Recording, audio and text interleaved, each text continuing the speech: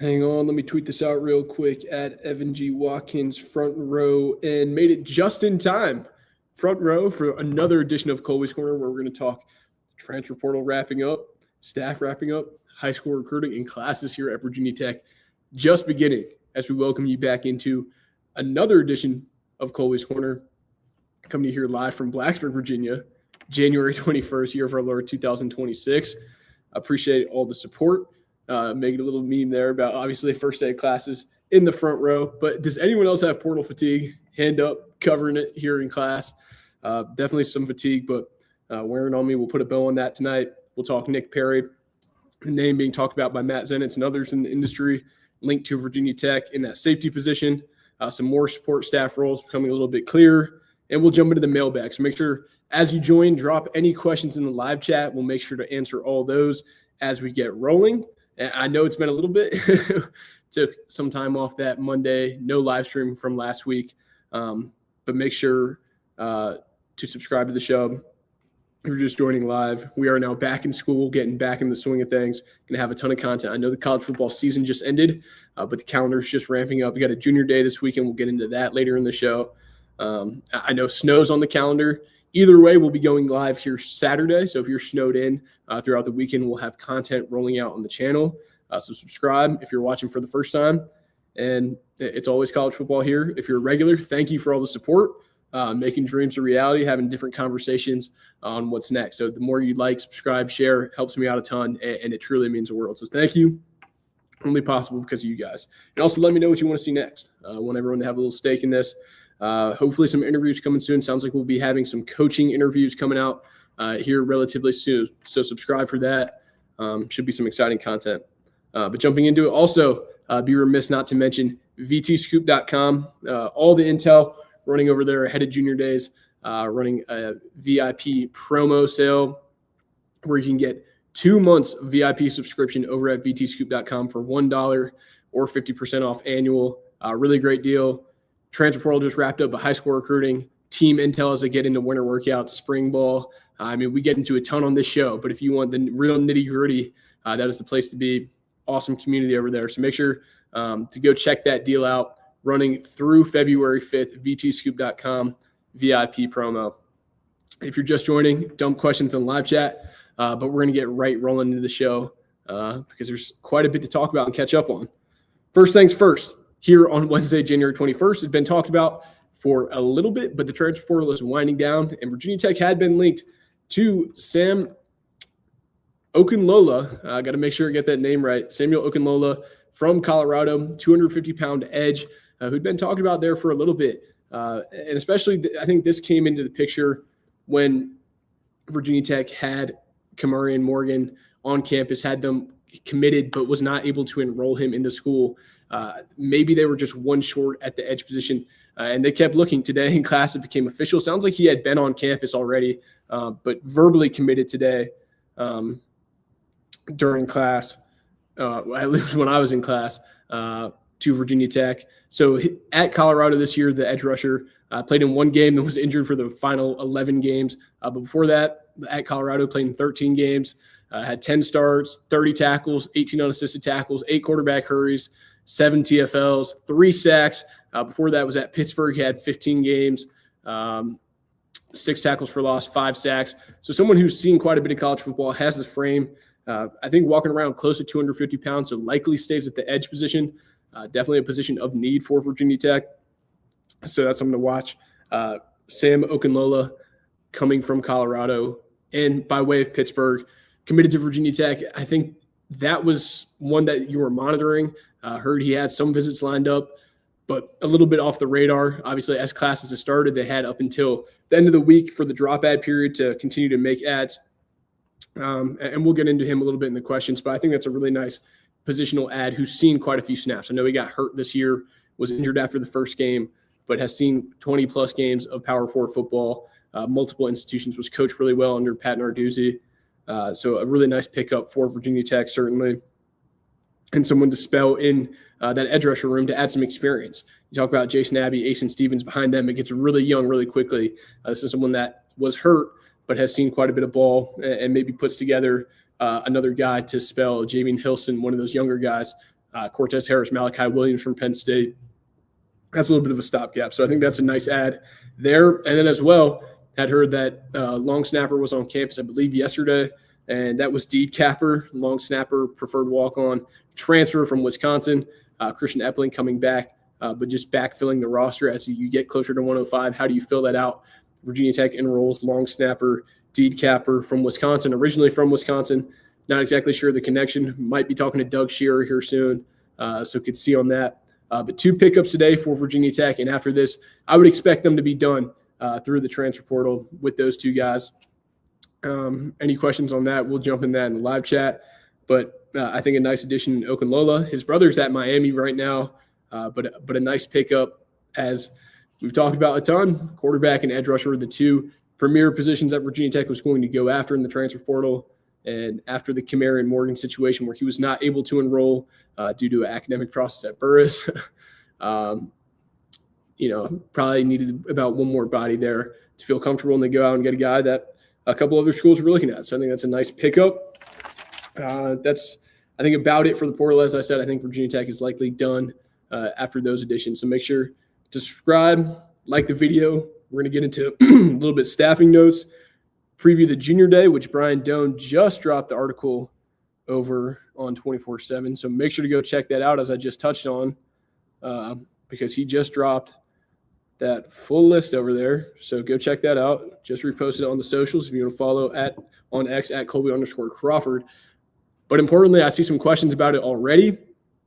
The final on-field position coaching role for James Franklin's staff, the safeties coach. Over the weekend, there was a report by CBS Sports' Matt Zenitz that Virginia Tech was circling in on Nick Perry, former Alabama safety, and has been in the NFL ranks for a little bit, coaching with the Seattle Seahawks as a defensive assistant. He was with the Falcons as an assistant wide receivers coach.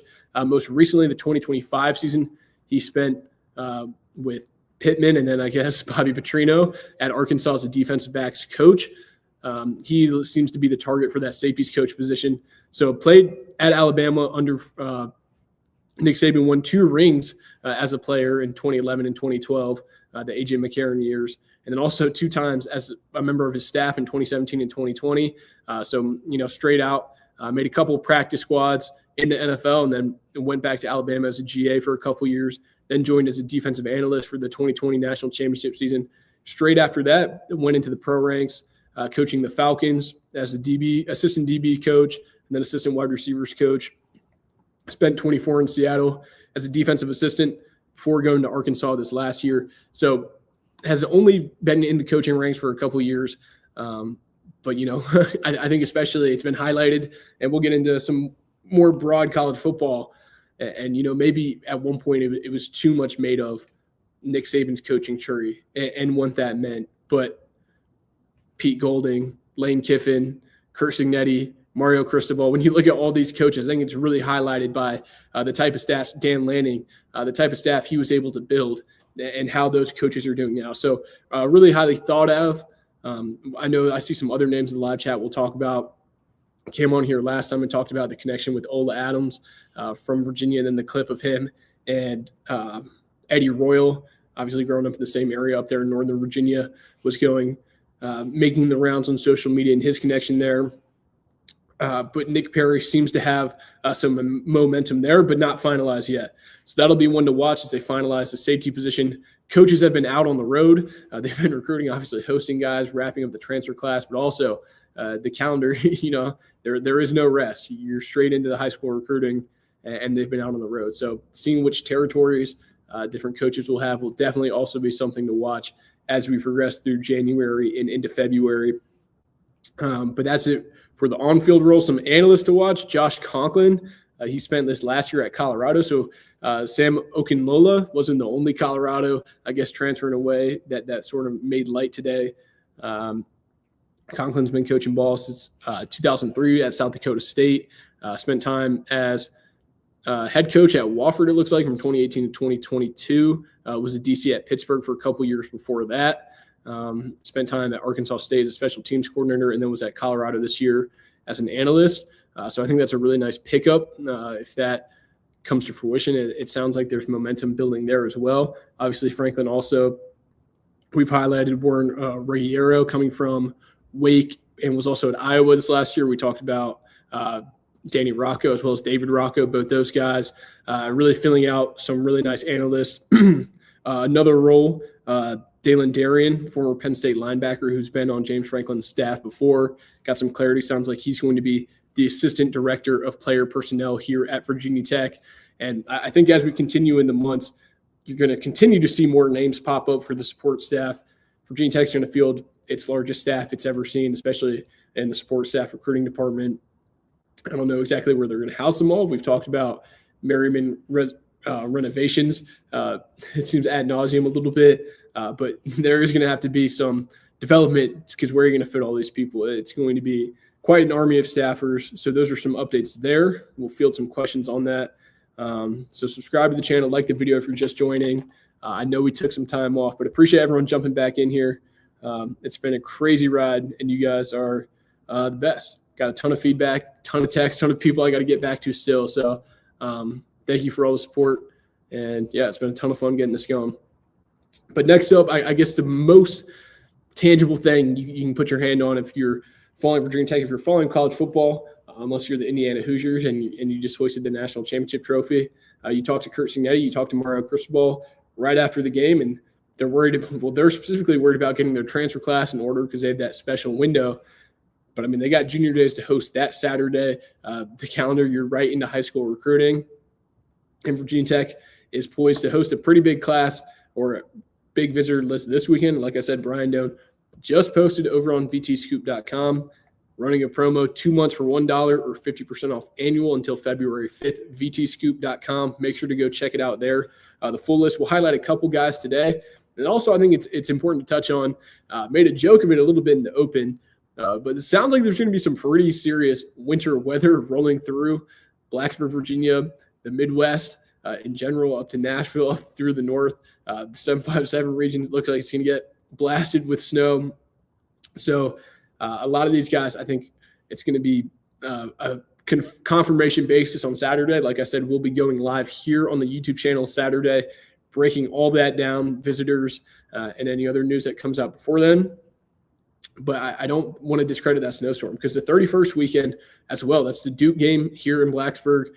They have a ton of really high-profile visitors, a lot of key in-state guys scheduled for that weekend. Ivian Lewis, Chris Whitehead, the number 1, the number 6 player in the class. I believe Kamari Hudson as well, number 8 tackle. A very, very big weekend for that one.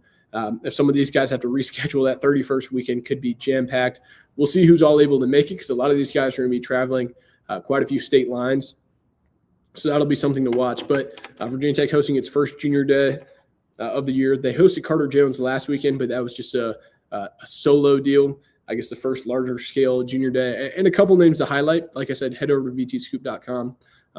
But some names to highlight. Jaden Lindsay, offensive line recruit from Good Counsel, offensive line coach. Matt Moore has a very, very good track record at Good Counsel. You talk about guys like Kyle Altuners, other guys he's been able to pull from West Virginia in that high school. So someone that Matt Moore was recruiting, Virginia Tech was recruiting before Matt Moore got there, and also Penn State was recruiting. So kind of a three-headed monster familiarity with Jaden Lindsay. This is someone that was really, really high on Penn State, had a great relationship with James Franklin.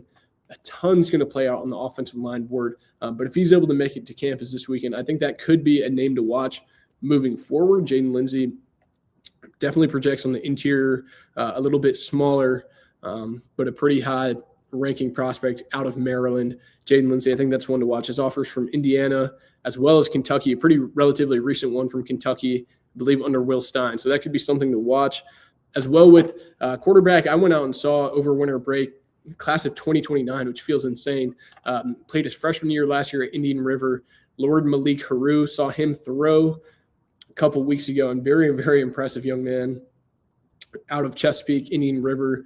Could be that next guy out of the 757 region at quarterback. Haven't really seen someone pop like that since Taj Boyd and then Tyrod Taylor, honestly, before that. Having people over there that are pretty well respected, I respect pretty well, framing him in that type of level. Like I said, only has played his freshman season, but being a 2029 guy, being hosted on a junior day is something to keep an eye on. So that's one.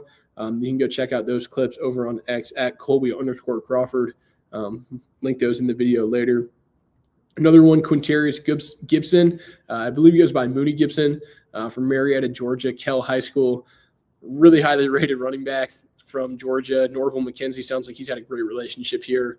5'8", 205, speed markers, all the traits. I mean, he has offers from Alabama, Arkansas, Auburn, Florida State, everyone across the South. And I think it's a really highly rated running back prospect. So that could be one to watch as well, getting him on campus. As well with Carter Mathis, larger offensive lineman, developmental prospect. He's a 2027 guy from Georgia. So like I said, this weekend, seems like they're having some guys come from a little bit further away. Next weekend is a ton of really highly rated guys into the state of Virginia. If you want that full list and as details come out, head over to vtscoop.com. Brian Doan just dropped an article on that. And after Saturday, we'll be going live here on the YouTube channel, I presume mid-afternoon, likely around after the basketball game, to break all that down and the latest. So thank you for the support on that.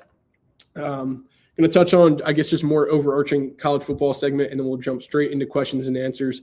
So if you have questions, dump them in there, and we'll get to them tonight.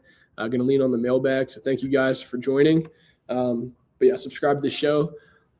I guess just overall, the college football season ended the other night, and you look at what a job by Curt Cignetti, someone that's very familiar in the state of Virginia, recruiting guys locally in Virginia. When you look at that roster, how it was constructed, a ton of those guys following from JMU. And honestly, you see a lot of it, but this might be, you don't want to be a prisoner of the moment, but the greatest sports story turnaround of all time.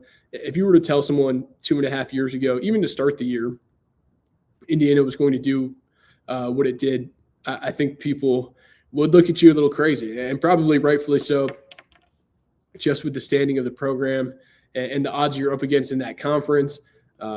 Just an incredible job by Curt Cignetti, his staff, talent, evaluation, development. I mean, you see the guys they bring in and develop. I feel so fortunate to say that this year was the first year in my life I've been able to see both teams that played in the national championship live this year. And walking around Lane Stadium, and that was a game that James Franklin was just hired before, and standing next to Markel Bell and Reuben Bain and seeing those guys and looking at that type of team. And then I was at the Penn State game up in State College, went right in the thick of all the Franklin news and such, and walking around, being on the field ahead of that game. And you look at Mendoza and even that offensive line, 9 times out of 10, if you were just looking at height, weight, speed, you would have picked Miami. But it's crazy that in this day and age, evaluation, coaching, I think coaching is the real separator, and so much falls on the head coach. You see it even in the professional ranks right now. Sean McDermott being let go. College ranks, you have, 3 years and you're out of there. Look at Brent Pry, look at all these other coaches. And for a litany of reasons, but head coach is hyper important because that determines who you bring in. But the staffing is so key, and I think Indiana has done an incredible job of having alignment. And I know alignment is a very, very played on word, but to have the funding there, the back end support staff, the eval, and the actual technical coaching, they're so technically sound, and the talent gap is going to disappear with what they've been able to return on the football field. Just an incredible job by them. I think it's just another incredible college football season and a ton of momentum heading into 2026. Now, it's going to cause a ton of hopium for, I think, fans of different programs. Virginia Tech definitely among the likes. Everyone's going to win the college football playoff in January, but just an incredible story. But it does, I think, even a year from now, the national champion won't even be crowned. I forget what it is. I think next year the game's going to be played on January 25th or something, maybe even January 21st. But still, I think we got to get that sorted out. Going way too late into the year, but an incredible story. Also, one other note I wrote down literally right before we went live. Just thinking about it, roster tracking, you can head over to vtscoop.com and see what players, for any school, but specifically Virginia Tech, which guys are early enrolled, which true freshmen have gotten here. So we can go down that list right quick and see. You've got a decent idea of which true freshmen have already arrived at Virginia Tech. But Terry Wiggins, Messiah Mickens, Troy Hune, Benjamin Azuka, Roseby Labindis, Marlon Bright, J.P. Oates, T-Ron Richardson, Matthew Lamar, Tyrell Simpson, Garrett Witherington, Amari Polidor, Tyrell Grant, Cameron Johnson, and Will Love have all early enrolled. And then you have 7 guys who have signed that will join over the summer. So you've had 15 on campus and 7 will join over the summer. And as we touched on a little bit last episode, or maybe it was in the Terror Dome, Isaiah Pena, the guy, the tight end commit from South Lake in Groveland, Florida, it looks like he might not be signing with Virginia Tech as it gets closer, but that'll be something to watch. Also, 2 other notes I noted just talking out loud. We'll see what discussion comes out of it. You see these 6th-year, 7th-year, 8th-year guys in college football, and was just doing some roster tracking, looking over guys. The 2 most veteran guys slated to be on Virginia Tech's team next year. One on the offensive side of the ball, Montavious Cunningham from Georgia State, the Georgia State transfer. He was a class of 2021 guy, so he'll be entering his 6th year of college football, I believe, and that's with an NCAA waiver. I know he's listed on the roster right now. It still seems like they've got to get some final approval on seeing if he's granted that extra year of eligibility, but that'll be big in that regard. And then on the defense side of the ball, Kamari Copeland, who I believe is also in that 6th year, he's obviously the JUCO situation where he was granted that extra year. So just 2 notes, I guess 2 remaining class of 2021 guys, Montavious Cunningham to be seen, and then Kamari Copeland. So just talking out loud, tried to brain dump a ton of stuff, but I know I missed a ton. If you have questions, dump them in the live chat. Let's hang out. Let's have some fun. And yeah, let's get into it. Subscribe to the show, like the video, follow on the socials because it's a year-round sport, college football.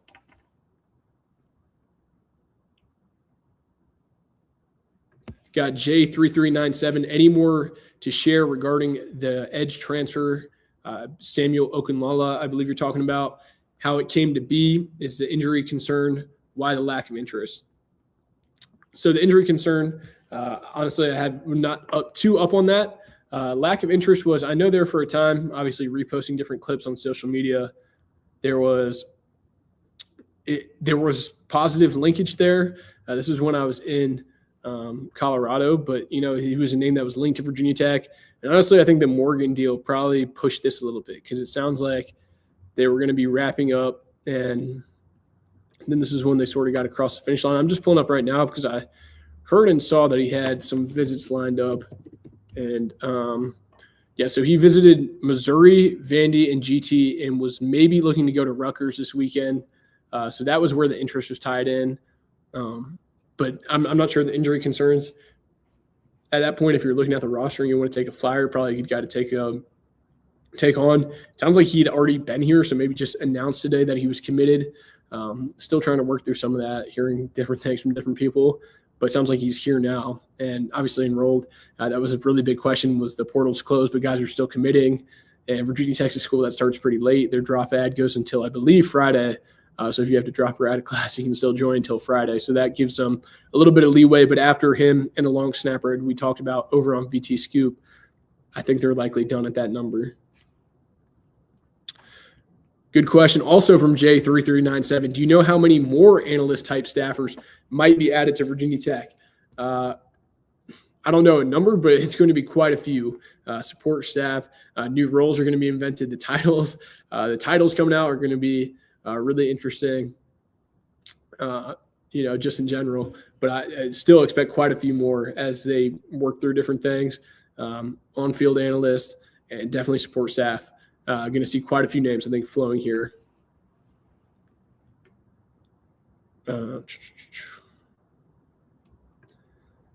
Justin Aristukui 4115 potential starting lineups. So Doug Bowman just ran a really great article, or a couple articles over on vtscoop.com of early portal depth charts. I think those were good early breakdowns about maybe what to expect early on, or just a good overall snapshot of where Virginia Tech stands. Now, I guess we can go into this just a little bit, just pulling this up as a reference, but we can start on offense. So on offense, I think at quarterback, first string is probably going to be Ethan Grunkmeyer. Running back, I don't know how you shake that out because I think Jeff Overton has all the talent in the world. He's going to be really hard to keep off the field. But Marcellus Hawkins, I would probably pencil in as a starter going into the year. Bill Davis is going to spell him a lot. I think Jeff's going to have to pack on just a little bit of weight, probably not as much as some people are saying. I just don't know what the workload is going to look like because, I mean, at Penn State, Nick Singleton, Katron Allen, share the ball around. So I don't know if one guy's really going to pop. I would give the nod to Marcellus Hawkins. At receiver, as we talked about, Aiden Green and Keyshawn Brown really quickly, I think, slot into those top two. And I'm going to bank on Keelan Brody Adams taking the step and inserting himself as that wide receiver 3. I think a dark horse here could be keep an eye on Tysier Denmark. I really like the type of player he is.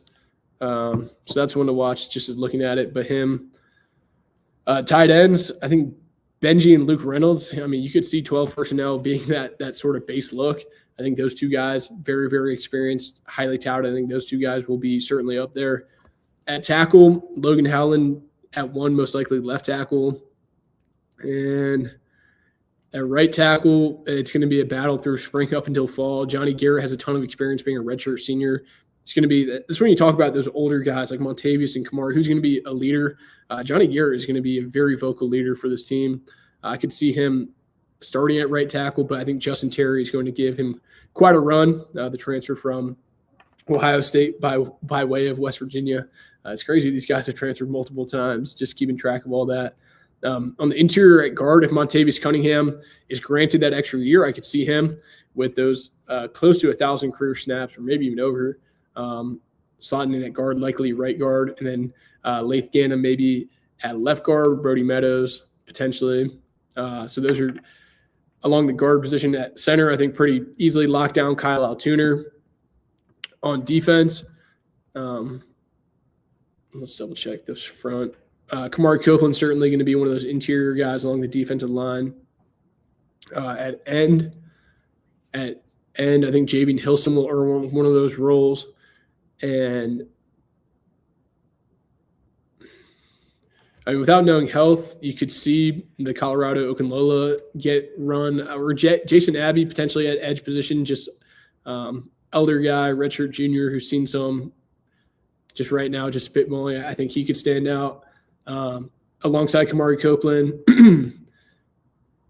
See, that's going to be big too, because who steps up there? Does Adarika, the redshirt freshman, make a jump? Elijah Fall working on the inside, could see him. Eric Mensa potentially. Those are some names on the interior. At linebacker, I think Keon Wiley could project as a starter. How many snaps does Noah Chambers see? And then Caleb Spencer potentially at the star if they kick him out to star. I think that's probably a good lineup there. At corner, I'm going to take Josh Clark, as I've been high on, and Jaquez White. The Troy transfer, I think those two guys at corner. At nickel, might move IBM inside, Isaiah Brown-Murray there, or maybe Cam Chadwick. I think he's someone they'd be comfortable moving around. At safety, Quentin Reddish paired with Tyson Flowers or Sheldon Robinson or Jordan Bass, one of those guys. I think that room's got a ton to play out in safety. So that's a quick, just thinking about it, lineup. I know we've talked about it a ton. We're going to talk about it for 9 more months, I guess, or however long until the season starts. But I think that's a pretty brief overview there. Maury Smith, got to get him with Josh Pate. Shout out Josh Pate. The Josh Pate burner account got James Franklin today about being in class. Andrew, I just touched on it. What does the top 2 depth chart look like at safety and corner? Well, considering they haven't even really started winter workouts yet, a lot is still to play out there. I mean, me just anticipating, I would think White and Clark are going to be those top 2 at corner. Behind them, Chadwick and Krim likely shifting to that, as well with Thomas Williams. I think those guys working on it. At safety, Quentin Reddish, I think will certainly factor into that starting rotation, and the 2 deep of Tyson Flowers, Sheldon Robinson, and Jordan Bass to work itself out. I think that's a decent look. I think the safety position could probably use one more guy through the portal, but I think they felt pretty good there with the guys they had. And maybe that's one of those corners moving over to safety. So we'll have to see how that plays out. Maybe talking to coaches here within a couple days. So stay tuned into the channel. Should have some exciting content. Denzel Jones, happy Wednesday. They seem to strike out on several safeties coaches. Is that a concern? I wouldn't say exactly a concern. There were definitely some guys that they targeted. You talk about Anthony Poindexter. You talk about Ephraim Banda. You talk about there were quite a few guys that they definitely wanted. Lamar Morgan as well. Guys that come to mind at the safety position. I don't think it's a concern when you look at the overall construction of the staff. I think it's a really good job.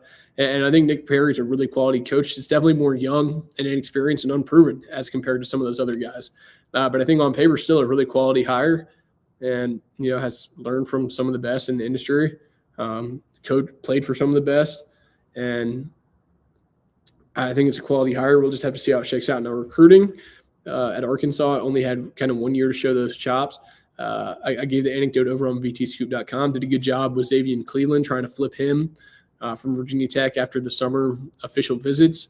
So has shown the ability to recruit and get some good guys through the door, but it's early. Still has a lot to prove, but yeah.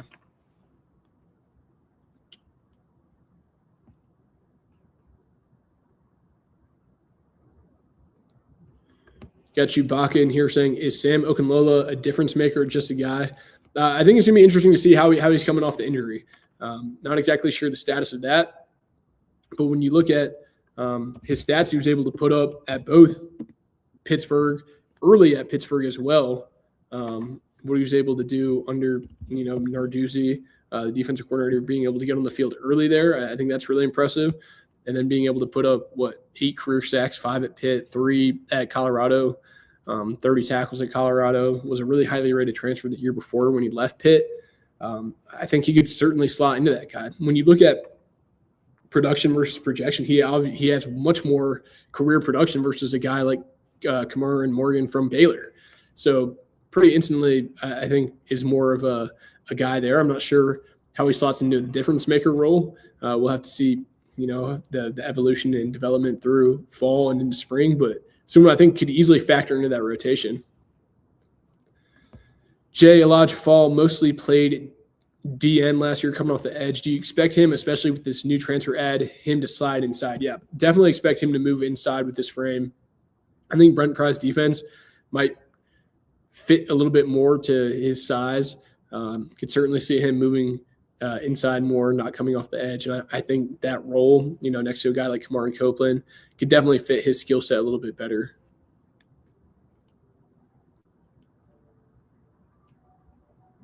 Got Jay. Who do you have opposite Aiden Green, assuming Queso's in the slot? I think there's a lot to play out there. I think as of right now, just banking on projection, I think I really like Keelan Adams in that role. Now, you've heard a ton about him, but hasn't been able to really stay healthy and keep it all together on the field. I know I've been beating that drum for a long time. Doug Bowman would come on here and have a time with that. You could look to guys like Takai Heath, who's had a little bit more experience, but does he get shuffled with Tyseer Denmark, Chance Wiggins coming back healthy, Marlene Jackson, Louisiana Tech transfer? But I really think Keelan Adams probably steps up into that role. I know he's still working back off that injury. It's still the difference between being healthy and being game ready. But I think he likely slots into that role.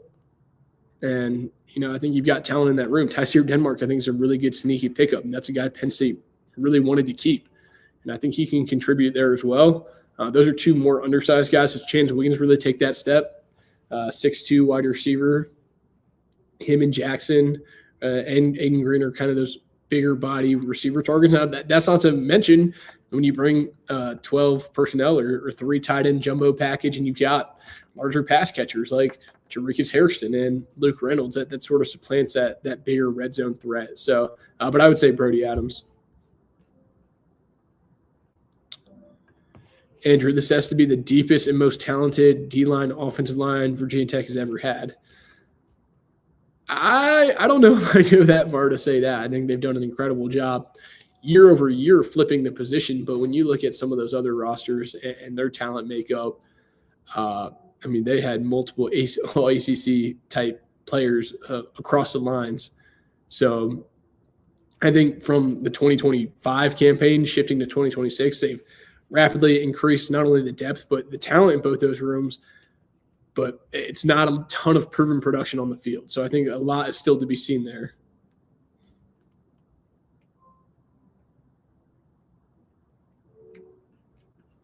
Got J3397. You don't have to say names, but were there any players for Virginia Tech that you thought would enter the portal that didn't?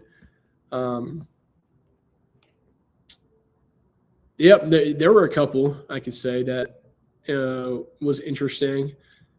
Not many though. Like it's not as many as you would think. There were definitely a couple, and there were a couple of other institutions I was a little surprised at that didn't. And that's just the way of the game, you know. That's why that's why when it's early in portal season and it's who's entering this, I really don't like to traffic it in speculating on that because someone. And there's a player that's on the roster now that even last transfer cycle was fully in the portal. I mean, had everything but filed the paperwork and is still on the roster. So it's really a crazy game when you hear some of the other NIL stories where, you know, you go into the fall camp and say, if I'm not starting, I'm hitting the portal before you even start winter workouts. It's crazy when you hear some of the behind the scenes stuff. I mean, at Tech and just at other schools too. I mean, you see the whole Darian Mensah deal. It's a really, really the Wild West. Or beyond the Wild West, the final frontier is what it feels like. J3397. Appreciate all the questions. Appreciate everyone dumping questions in the live chat. Always hanging out here. Subscribe to the show, like the video, click for notifications so you know when we're always going live. Have to ask, is Virginia Tech done now? Yes, I would expect them to be done with Okinola and the preferred walk-on long snapper, Capper the snapper, as coined by Doug Bowman. So yeah, they heard that the walk-on snapper was on campus and probably one that was going to get added, and I would anticipate them to be done. But it's Wednesday, January 21st, 8:07. And if you want to clip this tomorrow and there's another guy, we'll watch that. But I expect them to be done, and that 105 will start to shape out. Mike, love seeing the activity of Virginia Tech's coaching staff getting out and hitting the high schools. Yeah, definitely. I mean, they've been active. This calendar's tough right now. Like, you could still be hosting transfers, but you're out on the road. Got the coordinators out on the road. Got some of these new coaches. Got Vic Hall out on the road. I actually went and saw Charles Woodson Jr., the son of Charles Woodson, a couple days ago. So they've been getting after it, getting to all the commits' houses throughout the state of Virginia and across the states. I mean, into Texas, the Southeast, Florida, Georgia, South Carolina, North Carolina. Seen some guys up even in the north, sounds like. So they've been hitting the road for sure. Got Sean Allen saying, was Ola Adams ever an option at the safety coach position, or was this just a board creative false narrative? I mean, I think there was definitely some legs behind that. I wouldn't call it a false narrative. And, you know, I think that there was definitely legs behind that. It's just the fact of the matter, you're coaching for Indiana when the resource pool is there and you know what's coming back and the position of that job. And unless, you know, you're really elevating, would it be a co-defensive coordinator title, or would you make that jump unless you're going to go be a defensive coordinator, go call plays somewhere? Like he was linked to the Rutgers defensive coordinator position. Maybe that makes sense to get not only the pay increase, but, you know, a promotion to go and take more of a lateral move to Virginia Tech. It was always going to be a tough pull salary-wise when Indiana could really match whatever. But obviously, you know, someone who's really, really highly touted in that space, one of the best safeties coaches in the country.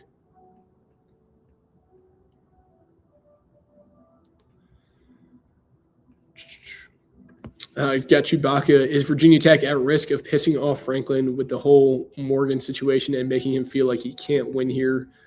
I don't think that's the case at all. I know, what was that? I was in Richmond, so that would have been Friday night was when all that went down. Yeah, it was Friday night when the Morgan situation went down. And, you know, there was instant outrage of this and that. It really didn't sound like that was the reception or the reaction by a ton of people over there in Merriman. So I know it was a little bit blown out. It is certainly frustrating not to be able to get people through. But you know, other schools tried to trip Morgan or get him on a visit. And, you know, when you saw the unofficial transcript. So now maybe, yeah, there should have been a level before that, before you got to that. Definitely miscommunication and can be frustrating, but I don't think it will have any real blowback.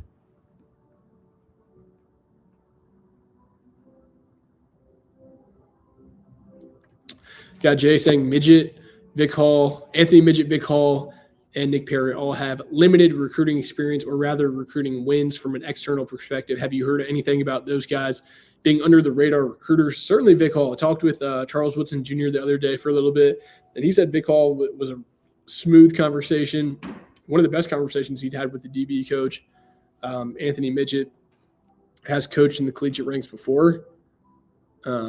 Obviously, he's been out of the game for a little bit, but I've heard good things there. Nick Perry, I honestly haven't heard much at all, except the Xavier and Cleveland connection. So I think those guys have some chops. Now, not the most proven experience when you talk about Sean Spencer, Norville McKenzie, Ty Howe, but we'll see how that all plays out. The 2027 class still has a ton to go, so we'll get a clearer picture on that in the coming months.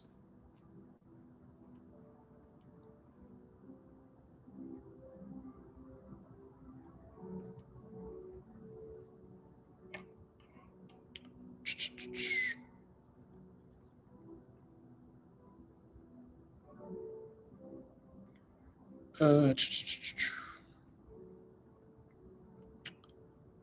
right, checking through here. Appreciate all the comments tonight. Tom G, is it possible to give a quick explanation on how 24/7 determines transfer rankings? I'm particularly curious how some players had their ratings drop significantly from their high school rankings. Yep. So obviously I don't want to keep you watching here and stay here, but after this, Cooper Patagna, who actually just texted me about 15 minutes ago, working on getting Samuel Okunlola rated for 24/7. I had a segment over on the Cover 3 podcast earlier today. I believe it was about maybe 15 to 10 minutes left. It was a good conversation over there if you want to go watch that. If not, not a big deal. I can give a synopsis. But, there's a mix of rankings. It's not a perfect science. You saw what Nick Saban said about recruiting rankings, which I think is on the far extreme side. But I think they're a valuable data point, and especially transfer rankings. It's a little bit more of a crapshoot as you enter a couple 3,500 or so FBS players entering the portal and a 2-week window, and you're trying to evaluate relatively quickly. And so you bring in high school factor, college production. There's a little bit of NFL projection baked in. There's a little bit of situation baked in of where you're heading. So I think it varies case by case. I know there was frustration by Virginia Tech fans, specifically Javian Hilson's case, some other players, but it tries to bring in all that. Production at the collegiate level, not so much coming where you were in high school. And then I know it gets dicey when all you do is pretty much redshirt and then re-enter the transfer portal, but then the factors change.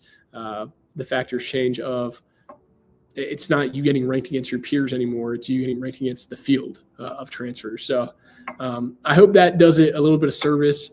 I wish, and hopefully, actually, I probably will have him on the show here sometime soon. So you can ask him and we'll break into that a little bit more.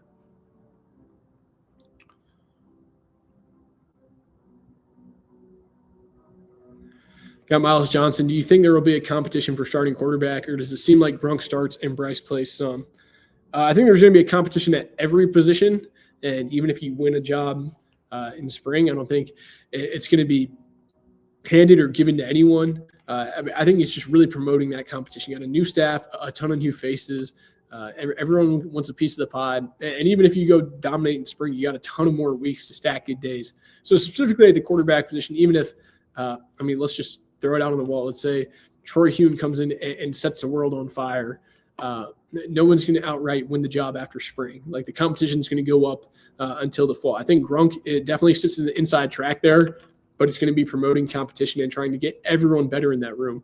Because if you let anyone take their foot off the gas, the next guy in line hasn't taken a single collegiate snap. So you get really young, really quickly there. And, you got to get the most out of this offseason because you're really thin there at the quarterback position. I mean, even Ethan Grunkmeyer has 6 starts under his belt, so you're very inexperienced there. Now, a ton of talent in that room, but definitely a lot of competition. Still needed to shape out.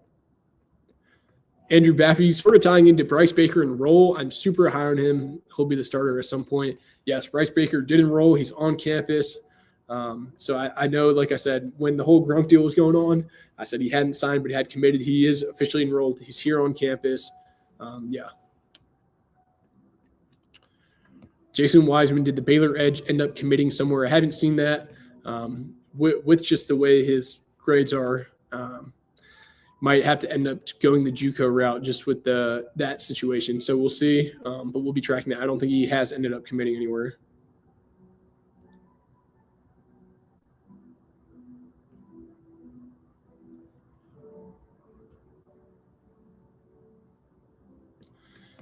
Got Todd and Spash. I know there are a lot of portal rankings out there right now. How do you feel Virginia Tech has positioned themselves within the conference and across other conferences? Good question. Within the ACC, I think they've raised their talent level to be definitely in that top third range of talent in the league. I mean, 17 teams, so you're in that top 6. So you've certainly entered that top echelon of talent.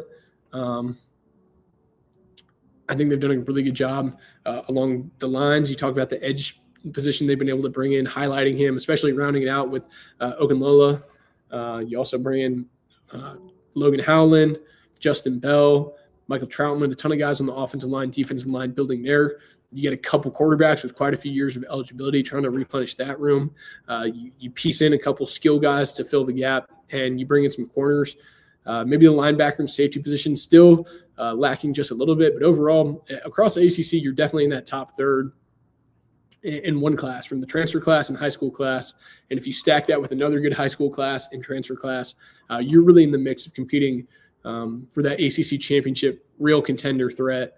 And then even across conferences. I mean, in the Big 12, you're pretty comparable. Within the Big 10, still lagging behind. The SEC still probably lagging behind. But you've gotten into that stage. When you saw those last couple classes under Brent Pry, 45th, 46th, 43rd, and then instantly you jump up to 26th, 25th under James Franklin, you're getting close to a top 30, top 25 talent composite roster. And that gets you into the conversation. Shoot, I mean, Tony Petitti's going to have the college football playoff go to 24 teams. So if you're in that top 24, you got a chance at the title. So I think they're getting much closer to that. Are they there yet? No, but in one offseason, I think they did about as much work as they could do to get into that top 35, top 30 talent composite. And the talent can only get you so far. It's about coaching, development, and execution on game day. And, you know, the ACC schedule is what it is this year. You have a pretty weak non-conference schedule, VMI, ODU, Maryland, but some of those tough ACC road games, SMU, Clemson, Miami, really kind of highlighting and harping on those. But those are some tough games going out west. So it'd be something to watch. But I think they've gotten close to the top of the league for sure.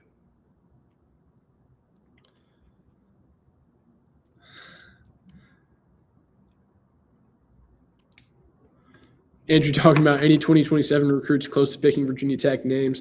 2027 still has a ways to go. There's some guys that I think are hiring Virginia Tech, but it's January, new staff. I think expect a little bit of time on that. Now, these junior days could swing some things for guys who have previous relationships, but still a lot to play out with the transition.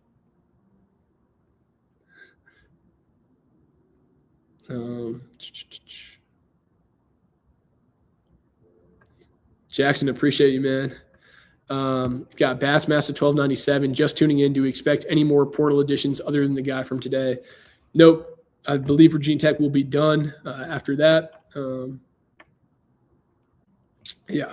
So I think that'll do it for tonight. Appreciate it, everyone. Just wrapping up the first couple of days of class. So glad we got this live stream in. I know we've been gone for a little bit, but we'll be back Saturday with another live stream following the junior day. We'll have some coverage of that.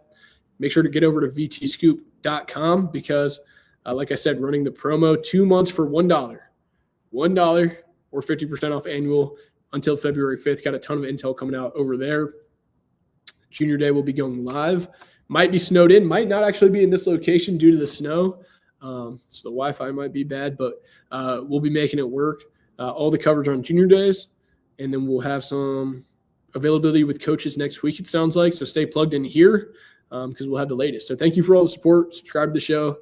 Share the show with a friend. And we will catch you on the next episode. Until then, stay warm. Stay safe this weekend. Peace out. God bless.